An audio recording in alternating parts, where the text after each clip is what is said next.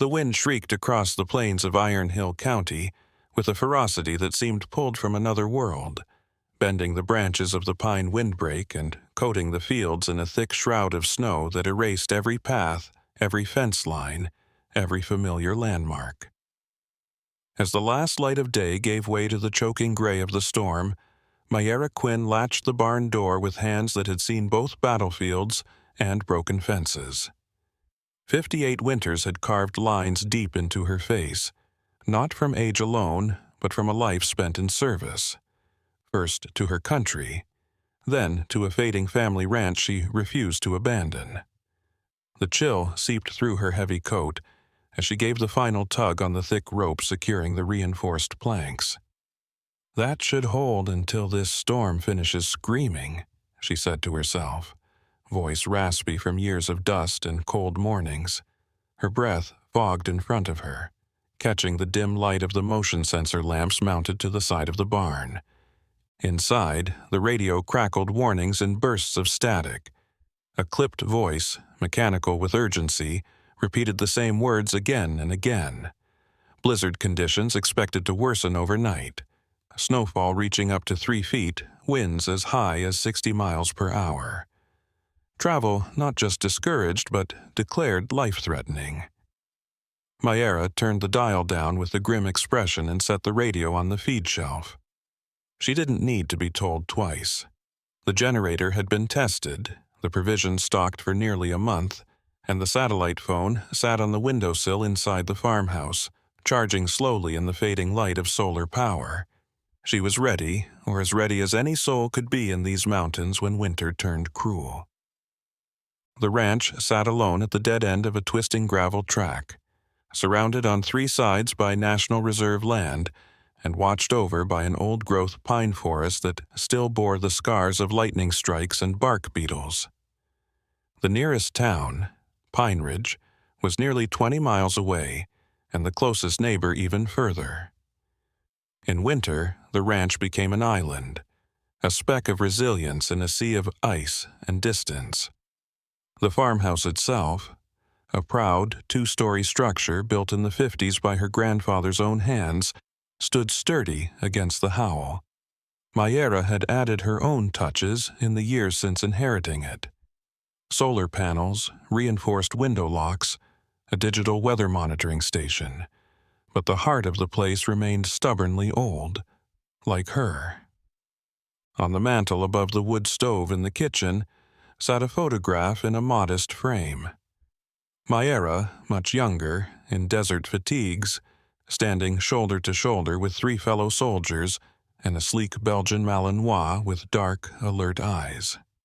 The dog's ears perked high, the tension in its frame mirroring the silent readiness of the unit. The photograph was the only trace left of that part of her life, the rest buried in silence and redacted files, a history even her neighbors didn't know existed. She sipped from a dented tin mug, coffee long gone cold, eyes on the wall clock that ticked softly above the pantry. The time was a few minutes past 7, and outside, the storm had already erased the world. Snow slammed sideways against the window glass. It would be a long night. Mayara tugged her scarf higher over her mouth and shoulders, pulled on her heaviest gloves, and stepped back into the storm for one final check of the property. The cold hit like a fist. She squinted into the blinding flurries and moved with the caution of someone used to walking into uncertainty. Her boots made a crunching sound that disappeared quickly beneath the howl of the wind. She checked the shed first, then the fence line near the chicken coop, eyes scanning for breaks, weaknesses, anything the wind might exploit. Halfway back toward the barn, she paused. A sound, faint but distinct, rose above the wind, an unnatural whimper, soft but urgent, almost like a cry for help. Her hand instinctively reached for her hip, where in another life a sidearm would have rested. Habit, nothing more now, but her instincts sharpened in an instant. She pivoted, head tilted to the side, and listened again. There. A second whimper, this time closer. She turned toward the old lean-to near the equipment shed. flashlight beam cutting a path through the white chaos. Against the weather-beaten boards of the shed, half buried in a snowdrift, was a shape, medium-sized, four-legged. Still, her breath caught. The dog was covered in ice, its fur matted and frozen, but it lifted its head weakly as the light found it. The eyes, though dulled with fatigue, locked onto hers with unnerving clarity. There was no panic in the gaze, no fear, only calculation. "Well, what the hell are you doing all the way out here?" Mayra said softly, crouching down slowly, one hand extended palm down. The dog didn't flinch. It sniffed at the air, then gave a single, brief lick to her fingertips. "No, Tag," she murmured, brushing the snow aside from its neck. There was a collar, leather, worn but not cheap, and it carried the strange weight of something more. No identification, no sign of where it had come from. The dog's ribs showed clearly beneath its fur, and it held one paw slightly off the ground. An injury recent. "I can't leave you out here, not in this madness," Mayra muttered, and in one careful, practiced motion she lifted the dog into her arms. It didn't resist, just shivered. She felt the muscle beneath the ice. This was no ordinary stray. Back inside the barn, she carried it to the tack room where the old iron stove still glowed with heat. She laid the dog on an old horse blanket, then knelt to unfasten her coat, hands moving with brisk efficiency, a dry towel, a bowl of water, a can of beef stew from the storm rations. The dog sniffed, looked up at her, and waited. Mayra gave a single hand signal, basic military K9 protocol. "Sit." The dog obeyed instantly. Her breath caught again, this time not from the cold. "You're trained," she said aloud. "You're trained, and you've been through hell." The dog ate slowly, methodically, even though it was clearly starving. Not a single gulp, every movement controlled. Mayra sat back on her heels, watching. Her gut twisted with a familiarity she hadn't felt in years. This dog was working, or had been, recently. Her satellite phone rang, a low buzz against the wall. She turned her head sharply. The number was blocked. Not unusual, given the weather alerts, but when she answered, the voice on the other end was filtered, modulated. "Quinn, emergency broadcast, Channel 5, now." Then silence. Mayra flipped the switch. The emergency broadcast repeated the expected warnings: flooding in lowland counties, evacuations in Riverwood, not Iron Hill. She leaned in, listened again. For just a moment, the static distorted unnaturally. Not a malfunction, a pattern, a buried tone sequence. She hadn't heard that in decades. Not since her last mission with Unit 13. Deep black, off-book. The kind of unit that left no paper trail, no medals, no graves. She turned slowly to look at the dog, now watching her with unsettling stillness. "You're one of them, aren't you?" she whispered. "Ghost program, 5th gen." The dog lifted its head slightly. No bark, just a blink. Then a single nod. Mayra sat down heavily on the bench beside the stove, heart racing. It wasn't just the cold. It was the unmistakable chill of the past dragging itself into the present. She had thought that part of her life was buried in the desert sands where she'd left it. But here it was again, shivering, breathing, looking back at her from a blanket on a barn floor. The wind howled louder outside, rattling the windows like angry fists. Inside, Mayra looked into the fire and realized that her simple act of mercy had just set into motion something vast, something dangerous, something that hadn't been meant to resurface, not like this, not ever, and somewhere, across frozen highways and surveillance grids, other eyes were opening, watching, moving. They were coming, and they weren't coming for the weather. The storm hadn't let up by morning. If anything, it had grown meaner, slapping at the farmhouse windows with fists of snow and wind sharp enough to skin bark off the trees. But inside the house, Mayra moved with quiet, steady purpose. The kind of calm that came not from absence of fear but from knowing precisely how bad things could get, and preparing anyway. She'd been up for hours before the gray light of dawn made the snow outside glow like bone. The coffee pot percolated low on the stove. The dog, no longer just a stray but something else entirely, lay on an old rug near the fireplace, her breathing slow, body curled but alert.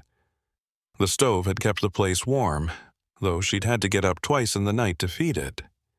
At some point, as the blizzard tore across Iron Hill, Mayra had stopped thinking of the dog as an animal and started seeing her for what she was, a partner.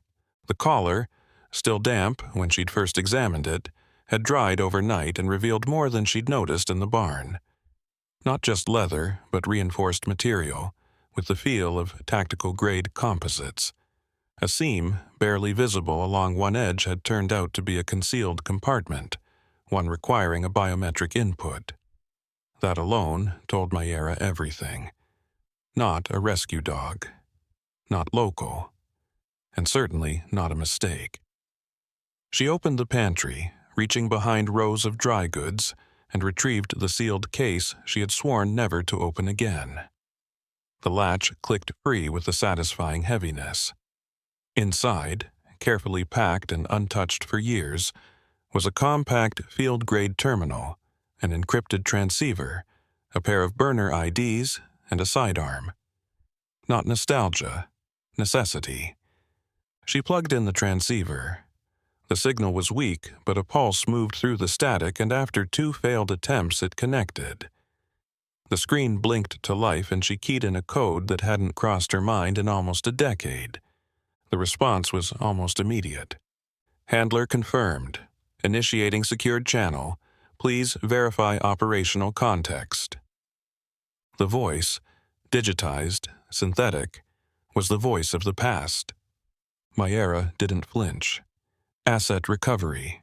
Possible 5th-gen ghost designation. Autonomous return. Stand by for command liaison. A pause. Then a different voice, low and unmistakably human, filtered through the speaker. "Quinn, holy hell, that you?" The sound of Colonel Anya Riddell's voice cracked something loose in Mayra's chest. Not surprise, not relief, just the dull ache of inevitability. "You're not dead then," Mayra said. "Same to you," Riddell replied. "Tell me exactly what you've got." "A ghost, 5th-gen, female, injured, minimally, trained. Showed up in the storm, on my property, no tags, no handler." "Confirmation." Mayra turned to look at the dog, who now sat upright, head slightly tilted, as if following the entire conversation. She reached for her field tablet and scanned the collar. The screen flashed a code Mayra hadn't seen in years.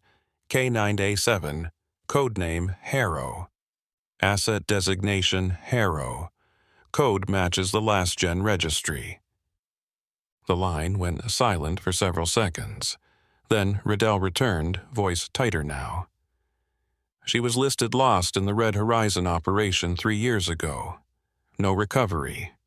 Declared unretrievable." "She's on my floor," Mayra said. "And she's carrying something." She gave the collar another look. That compartment wasn't for decoration. If anything, it was shielding something. Data, likely. Hardware embedded within the collar itself. 5th-gen enhancements weren't just physical. These dogs weren't weapons. They were vaults. "I'll need extraction," Mayra said bluntly. "I'm cut off. We had 3 feet of snowfall overnight. No clear road access for at least another 30 hours, minimum." "You'll have it. But we can't come in overt," Riddell said. "Not yet, not with Harrow involved." "What's going on?" A hesitation, then, "The program didn't die when the Ghost Project was scrapped. Some people kept going. Off-book, Phoenix Initiative. I've heard whispers. Then you know enough. Harrow reappearing, and at your doorstep no less, will set alarms off in every sector of the network. Someone will be watching, and if she's carrying what I think she is, they'll come. They already are, Mayera said. She moved to the front window and scanned the horizon. Still nothing but the storm, but it wouldn't last. Weather never did. Eventually skies cleared, and when they did, satellites would see everything. She has intelligence, doesn't she? Riddell pressed. Something big. That's the only reason she would have broken protocol and returned to a former handler. It means she's burned, and that she knew no one else could be trusted. She hasn't said it, but yes, Mayera replied. She's trying to protect something. You need to keep her alive, Riddell said. That data has to get out. There are elements within the agency that want it buried permanently, and they'll come with whatever they need to ensure that happens. You're not just sitting on intelligence, Quinn. You're sitting on leverage. The line dropped. Mayera sat still for a long moment, letting the silence settle around her like snow. Then she turned to Harrow, who hadn't moved, but whose eyes tracked her with uncanny precision. They're coming for you, Mayera said. But they'll come through me first. Outside, the storm began to thin, just a little, like a curtain lifting. And far to the south, beyond the tree line, the low thrum of rotors began to rise. Not yet close, but coming. The kind of sound that carries even when it's still miles away, because you know it's coming for you. The farmhouse wasn't a fortress, but Mayera had made it defensible in the quiet years. Reinforced doors, one-way bulletproof glass, a crawlspace lined with steel plates, and a generator that could run for weeks if needed. And beneath the floorboards in the mudroom, a hidden entrance to the old canning cellar her grandfather had used to store preserves. She had long since converted it into something far more useful. She led Harrow down there now, flashlight bouncing shadows off the stone walls. The dog followed without hesitation, even pausing at the concealed hatch as if she remembered it. The familiarity was unsettling. The cellar wasn't on any map, not in any records. The only people who had ever known about it were dead or sworn to silence. You were never meant to be found, Mayera said, setting up the transceiver again, this time connecting to a secondary channel. The encryption took longer, 5 full minutes, long enough to make her nervous. But then a symbol blinked on the screen, Project Sentinel, a hidden node within the ghost architecture of the program, a terminal built for worst-case scenarios. She keyed in her handler code. Then she waited. When the message came, it wasn't from Riddell. It was from someone else. No name, no rank. Just a symbol, black and silver. A bird with wings spread wide. A hawk. The message was simple. Extraction denied. Hold position. Contingency active. The screen blinked once and then went dark. Mayera stared at it, heart still but heavy. The hawk symbol was part of a different network, one she hadn't heard from in over 20 years. They were watching now, watching her, watching Harrow, watching everything. When she turned to the dog, Harrow stood at the base of the stairs, posture rigid, head raised. Listening. The same low hum of rotors echoed again, closer now. She tilted her head once, northwest. They're not waiting for the weather to clear, Mayera said. They're making a push. The dog gave a single short exhale, something almost like a sigh, and began walking toward the reinforced door at the back of the cellar, the one that led to the underground passage out to the tree line. She knew the layout. Every turn, every route. Mayera followed without another word. And somewhere above them, in the thick sky of Iron Hill, a drone camera blinked awake. The hidden corridor beneath the cellar sloped downward, a narrow tunnel reinforced decades ago with scavenged timber and stone, meant originally as a storm shelter but quietly upgraded over the years into something far more strategic. Mayera led the way with her flashlight cutting a thin blade of light through the dark, Harrow moving close behind her, silent except for the soft crunch of her paws against the packed dirt. The weight of the transceiver and her old gear pressed down on her back, but Mayera's mind was already several steps ahead, calculating their possible exits, the speed of the approaching helicopters, and the likelihood of intercept given the surrounding terrain. The storm had bought them time, but not much. When it broke, aerial visibility would return, satellite imaging would resume, and any delay in their movements would become a vulnerability. They had to reach the northeast ridge before first light fully broke. There, nestled just past the pine line, was a fallback location she had prepared years ago, just in case the world tried to follow her back to Iron Hill. As they emerged from the far end of the tunnel, disguised by a collapsed section of fence and a pile of felled trees, Mayera raised a pair of snow goggles to her face and scanned the sky. The flurries had begun to lighten, no longer the thick curtain of white from the night before, but something looser, shifting. Gaps in the sky revealed the faint blush of dawn, and she knew the clock had begun ticking louder. Harrow moved ahead without needing direction, angling instinctively toward the ridge, ears up, body low and efficient. It was that sense again, that unsettling clarity Mayera remembered from her military days. These dogs had been designed not just to respond to orders, but to anticipate them, to act as partners, not tools. But Harrow was more than that. The way she moved, the way her eyes scanned the horizon, calculated snow depth, adjusted for wind, it wasn't just intelligence, it was awareness.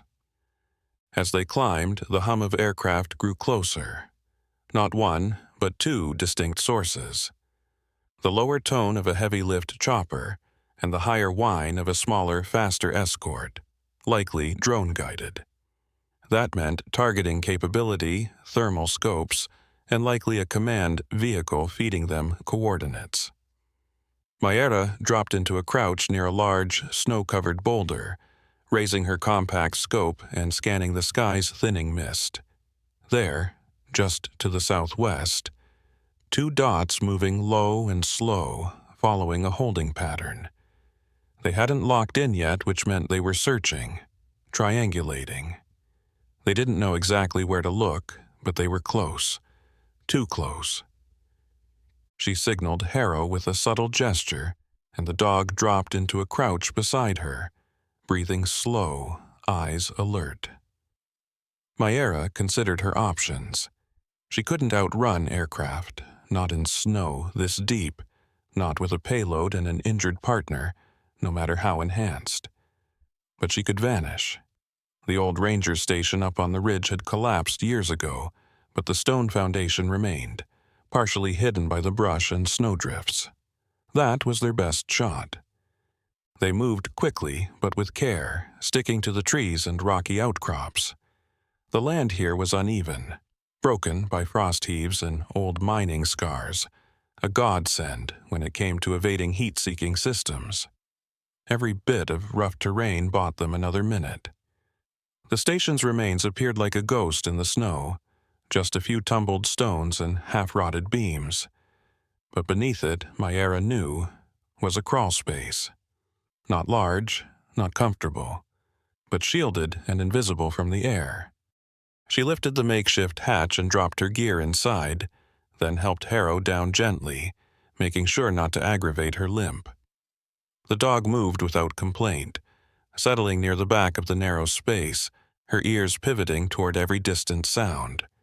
Mayera pulled the hatch closed above them, spreading snow across it with practiced hands until the entrance disappeared. Inside the space, it was cold and tight, but safe. For now. She pulled her backup transceiver from her coat and synced it with the data relay on Harrow's collar. "Let's see what they're so desperate to bury," she whispered. The sync took less than 30 seconds. The device blinked green, then displayed a brief code Mara hadn't seen since before the Kazakhstan blackout. Project Phoenix. Active. Archive node. Aurora 17. File category. Oracle Protocol. Her breath caught. Oracle Protocol was a ghost story in the intelligence community, a whispered term for a theoretical program designed to extract predictive patterns from enhanced asset behaviors, combining cognitive data with embedded field sensors to essentially create an anticipatory war engine. If true, it meant Harrow wasn't just carrying surveillance footage or intercepted transmissions. She was carrying an entire behavioral archive, possibly the full operational memory of a fifth-gen asset during deep cover missions. That kind of data didn't just outline what had happened. It could predict what would. Future movements, hidden networks, threat pathways. Mayera exhaled slowly, carefully. "You're not just the evidence," she said to Harrow. "You're the blueprint." The dog gave no response but blinked once, then shifted slightly to reposition herself closer to the hatch, as if she too sensed movement. Outside, the muffled thud of rotors passed directly overhead, close enough to rattle dirt from the wooden beams. The aircraft hadn't spotted them. Not yet. But they would circle. They would come back. Mayera checked her satellite phone. One new message. A string of numbers followed by a brief text. Transmission protocol. Sundown. Activation authorized. Execute within 4 hours. Coordinates embedded. She checked the map. The coordinates pointed north. Beyond the hills, deeper into reserve territory inaccessible by vehicle. The only way to reach them would be on foot, through 4 miles of untracked forest and unstable snow. And once they activated Sundown, there would be no hiding. The signal alone would broadcast their presence to every satellite listening. But it would also call in extraction, if they made it on time. Mayera turned back to Harrow. "We run at nightfall," she said. "You think you can make it?" The dog responded with the barest nod. Not eager, not fearful, just ready. So they waited, hidden beneath snow and stone in silence, while above them the sky slowly cleared, and the world turned its gaze once again to Iron Hill. They moved at dusk, the sky a bruised gradient of ash and blood as the sun dipped behind the ridgeline and threw the forest into a long blue shadow. Mayera had packed light, stripping her gear down to essentials: water, high-calorie rations, the compact transmitter tucked deep into her inner pack alongside the emergency med kit, and a collapsible thermal tarp.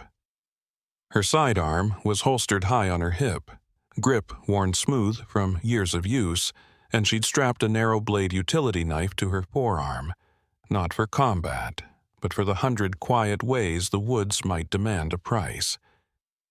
Harrow trotted beside her, limping less now, the injury either superficial or simply ignored through force of will.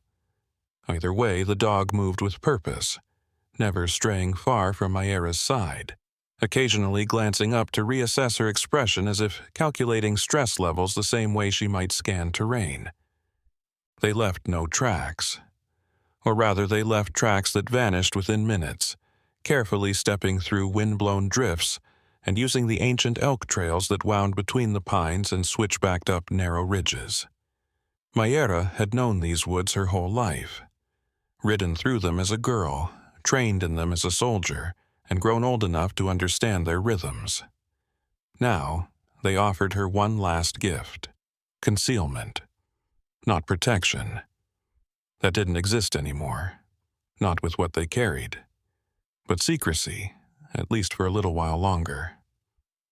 The coordinates sent by Riddell, or whoever was using her clearance, pointed to a location nestled between 2 rocky bluffs, where the river froze each winter in thick, treacherous slabs. It wasn't a place known for foot traffic. No trails, no shelters, just ice and rock and wind, which made it perfect. The signal they were going to send wouldn't require a landing pad.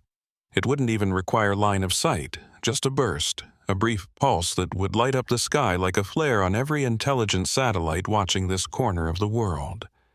That pulse would carry their location, confirmation of asset recovery, and the authentication key tied to Harrow's collar. Once sent, it would trigger whatever pre-programmed contingency had been assigned to Protocol Sundown. Reinforcements. Extraction. Or, if things had gone truly sideways, a full erasure. Myera couldn't know. That was the price of contingency clearance. You acted on faith and on instinct. And, in this case, on trust. Trust in a dog who wasn't a dog, who carried more intelligence and judgment in her eyes than half the officers Myera had ever served with. They reached the edge of the frozen basin shortly before midnight. The moon hung low and yellow behind a scrim of thin clouds, enough to give light without revealing too much. Myera signaled a halt, crouching beside a deadfall pine that leaned like a snapped spine across the basin's edge. She pulled out the transmitter, checked the power, then unlatched the steel panel at the base of Harrow's collar. The interface port was still intact, still operational. The moment the link engaged, the terminal lit up with the blue light, and a new series of codes began to scroll. Myera breathed out slowly. "You still sure?" she asked. "We do this. There's no putting the genie back." Harrow didn't nod this time. Instead, she stepped forward and placed one paw gently on Myera's boot, then met her eyes. The answer was in the look, unblinking, precise, calm, not a creature seeking approval, an operator confirming mission execution. Myera pressed the key. The transmitter pulsed, just once, but the forest seemed to shudder with it. She felt the echo of the signal pass through her bones, like the distant roll of thunder buried beneath the ice. The trees didn't move, but something in the air shifted. And above them, though they could not see it, a silent message had just rocketed through the sky and out into the world. And the world responded. 17 minutes after the transmission, the first sound reached them. A low hum, deep and fast, like a turbine winding to full power. Harrow heard it first, head snapping to the west, ears twitching. Myera didn't need to ask. She pulled her thermal scope from her belt and scanned the horizon. There, a fast-moving shape slicing across the sky at low altitude, its silhouette blurred by speed. Not a standard rotorcraft. This was something newer, something not on any public flight log. Then the snow around them lit up. A targeting beacon, brief, non-hostile, flashed across the basin and locked onto their coordinates. Seconds later, a coded channel opened on the emergency band of her transceiver. Asset recovered. Visual confirmation achieved. Maintain current position. Extraction window, 3 minutes. Authorization, Valkyrie 9. Valkyrie 9. That was the old signal for highest priority clearance. The kind of mission only a handful of living personnel were trained to acknowledge, let alone respond to. Myera activated the return signal. Position stable. Asset Harrow secured. Package intact. Awaiting touchdown. There was no voice in return, just a shift in the air pressure and the sudden roar of retro thrusters. The transport came down like something from another world. Stealth angles, matte black skin, no insignia, no visible lights. It touched the ice with a whisper, its landing gear dispersing snow in wide fans. The hatch dropped almost immediately. 6 figures in tactical gear emerged, moving in formation, weapons slung but ready. Their masks hid their features, but Myera recognized the posture. These weren't the rogue teams she'd been evading. These were professionals. Government, possibly military, but not conventional. One stepped forward, extended a hand to Harrow, and spoke in a low voice.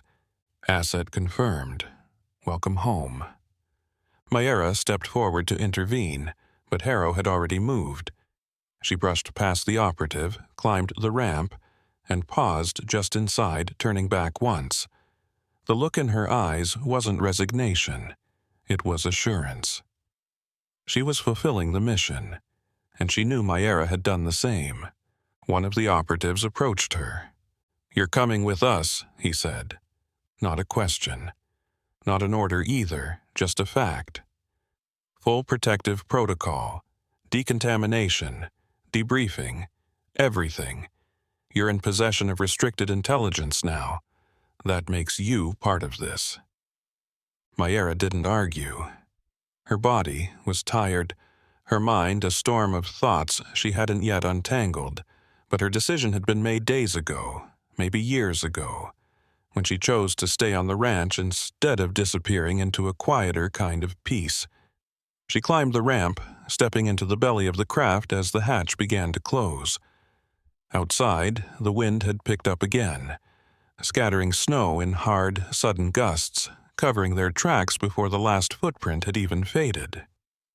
As the transport lifted, banking north, Mayera settled into a seat beside Harrow, whose body was finally still, breathing even, eyes half closed. Resting, but aware. Somewhere below, the world kept turning, oblivious. Somewhere above, satellites were adjusting course. Algorithms were spinning. And somewhere deep in a bunker, someone who had once declared Harrow lost was just now seeing her signal come back online. And nothing was going to be the same. They kept her underground for the first 72 hours. Not confined, not mistreated, just hidden.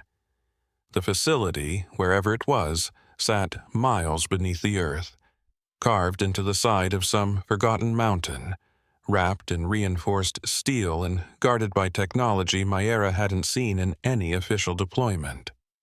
No insignias, no emblems. The kind of place the public didn't know existed, and most governments only whispered about over encrypted channels. Every hallway smelled of sterilization and cold concrete. Fluorescent lights hummed overhead, flickering just enough to be noticed. The people who moved through them didn't wear name tags. Their uniforms were a kind of gray that wasn't regulation anywhere. Even the clocks lacked numerals, just endless ticking. They called her Handler Quinn in the debriefs, as if by adopting a neutral formality they could separate her from what she had done, from the decisions made in the storm, from the asset curled quietly by her side. Harrow never left her. Not during the debriefings, not during the tests, not even during sleep. They offered separate quarters. Mayera refused. The dog, no, the operative, slept near the door, back to the wall, always facing out, always listening. She ate calmly, methodically, and responded to the team's inquiries with the same calculated patience she'd displayed in the barn that first night. It unnerved the scientists, the way she seemed to understand context, the way her eyes narrowed when they tried to reduce her to data points on a chart. Mayera watched the team cautiously. She answered their questions, gave her field report, recounted the moment of discovery and every minute that followed. They nodded, took notes, sometimes left for hours before returning with a new battery of inquiries. But always, beneath the surface of their curiosity was something colder, less scientific. They weren't just gathering intel, they were assessing risk. It took them a week to acknowledge what she already knew. "She's not just carrying intelligence," said one of the operatives assigned to internal security, a man with pale eyes and a voice that carried no trace of an accent. "She is the intelligence." They were just beginning to understand. Harrow wasn't merely a vessel for data. She was the archive. She had internalized every mission, every deviation, every moment of surveillance and strategy, cross-referencing human behavior with global response, logging anomalies, detecting patterns. Her mind, augmented yes, but not artificial, had been quietly building a map of institutional corruption that spanned beyond borders, beyond agencies. She was evidence. She was witness. She was a weapon, not of destruction, but of truth. And some truths were far more dangerous than any bullet. The hearings started quietly. Closed rooms, secure channels, unmarked suits flying into remote facilities under diplomatic immunity. The data Harrow had transmitted was unlike anything the Oversight Committee had expected. It named names. It detailed chains of command that had never been acknowledged. It exposed a web of off-book projects operated by factions within intelligence communities who had long since drifted from their original mandates. Project Phoenix was just the beginning. There were others, darker still, hidden behind layers of shell organizations and deniable operations. Experiments not only on animals, but humans, on consciousness, behavior modification, genetic encoding. Programs that had gone silent not because they failed, but because they succeeded in ways that couldn't be ethically justified. Mayera was summoned to testify 3 times. Each time, Harrow sat beside her, as calm and unreadable as always. The congressmen and women didn't know how to address her. Some avoided looking at the dog altogether. Others spoke to her as if she were a person, and though she didn't speak, Harrow always met their eyes. Quiet, measured, remembering. The media got wind eventually. The committee hadn't wanted to go public, but too many systems had already been touched by the data drop. Bits and pieces began to leak. Talk of a secret operative returning from the dead, of a whistleblower embedded inside a black ops program. They didn't release Harrow's name. They didn't release Mayera's. But in the margins of intelligence briefings and whispered conversations in the corridors of power, they were already legends. The farmer who took in a ghost. The dog who brought down a program. In time, things changed. The president issued a directive authorizing a full investigation of all projects related to enhanced cognition and field assets. Military and intelligence organizations were required to submit to new oversight protocols. Some programs were shuttered, others were restructured. Laws were passed quietly with strange language that only a few people in the world fully understood. There were fights, backlash, sabotage. But the truth, once released, was hard to contain. Mayera was offered a post, not just a job, a role. Lead ethical advisor on enhanced asset protocols. Civilian status with security access that few even inside the Pentagon could match. They wanted her voice, her experience. But most of all, they wanted her to stay close to Harrow. They didn't say it outright, but she knew. They didn't fully trust her, not yet. And they definitely didn't trust Harrow, even now. But that was fine. She didn't trust them either. She accepted, with conditions. Harrow's status would remain autonomous. She would not be reclassified as equipment. She would not be tested, disassembled, or subjected to protocol override. She would be given the same legal protections afforded to any human operative. Her memories would not be treated as property. They would be her own, to keep or to share as she saw fit. It took months, but they agreed.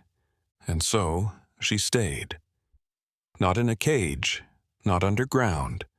In a quiet facility on a mountainside somewhere far from where it began, where the snow still came heavy in the winter and the pine trees creaked in the wind. There was a cabin, not unlike her ranch house, with a wood stove and a long stretch of trail behind it that Harrow would run each morning, nose to the wind, tongue lolling, ears twitching at the sound of birds and the occasional passing plane. They trained new handlers there, taught new recruits how to recognize the signs, how to listen, how to see the difference between obedience and understanding. Harrow didn't lead the drills. She didn't need to. Her presence was enough. They watched her, asked about her, wondered aloud how much she knew. Mayera never answered. Not really, because she understood the question they were really asking. Could it happen again? Could another Harrow emerge? Could the programs be contained, redirected, repurposed? Mayera would smile sometimes, let them wonder. But she knew. The answer was yes, and it had already started. The future wouldn't be built in labs or bunkers. It would be born from choices, from field decisions, from the moment someone, somewhere, looked into the eyes of something they didn't understand and saw not a weapon or a tool, but a partner. That night, as the snow came again, Mayera stood on the porch of the cabin, watching the sky, a cup of coffee warming her hands. Harrow lay curled nearby, head resting on her paws, eyes half shut but still alert. "You know," Mayera said softly, "when you showed up at my door, I thought it was just a storm story, a one-off, some broken thing wandering in from the cold." Harrow's ear twitched. But it was the beginning, wasn't it? The dog didn't move, but she didn't need to. In the quiet that followed, Mayera looked out into the snow and knew, without a doubt, that the world had changed. Not in a wave of fire or a line of gunshots, but in the soft click of claws on barnwood, in the rustle of fur against an old blanket, in a decision made not with orders or algorithms, but with trust. A new kind of intelligence had emerged, and it had come home.